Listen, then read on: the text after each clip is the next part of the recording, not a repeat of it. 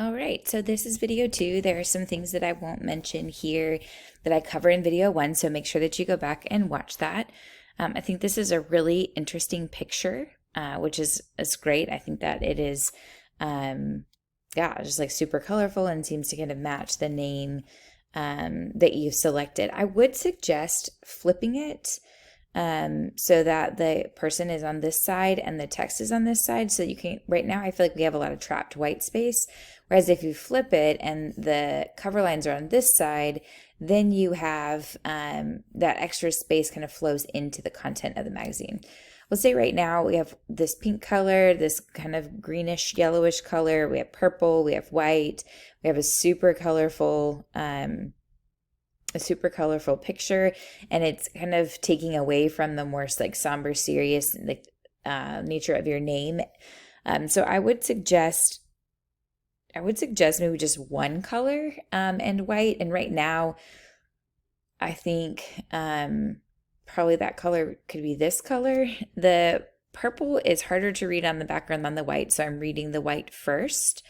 So I think kind of playing with the color would help. And then alignment wise, this is not working very well right now. So I think you could probably just make these 3 words left aligned and bigger. And then if this is supposed to kind of work with the, like be connected to this, then the proximity will help with that as well. Okay, I'm going to say the same thing here that I say in video 1 about the horse cover and the eye line. So take a look at that. I will say right now, it's pretty tricky to read because of the background that you have. I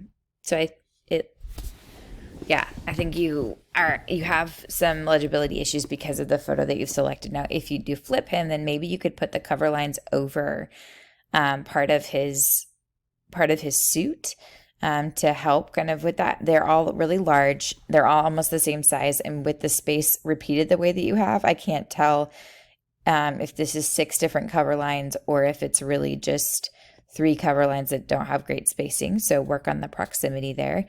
And then if you don't have to have this, and if you do have it, you'll want to make it smaller and kind of bring it up so that it wouldn't get cut off if it were printed. Okay. The comment I made about the masthead on the Horizon magazine from video 1 will apply here as well. But basically, this whole section needs to be taken up by the name of the magazine. And I'm not sure right now what the name of the magazine is. Is it What Are You Waiting For? If it is, that needs to be this whole space. If it's Italy, then I think some things need to be adjusted. So that's my feedback. Like, it's unclear what the name of it is, and whatever the name of it is needs to take up. Like, go ahead and watch that video again about the magazine and like what the masthead needs to look like. Okay, this typeface in all caps does not work super well. Or maybe it's because it's kind of like smushed together, but it's tricky to read.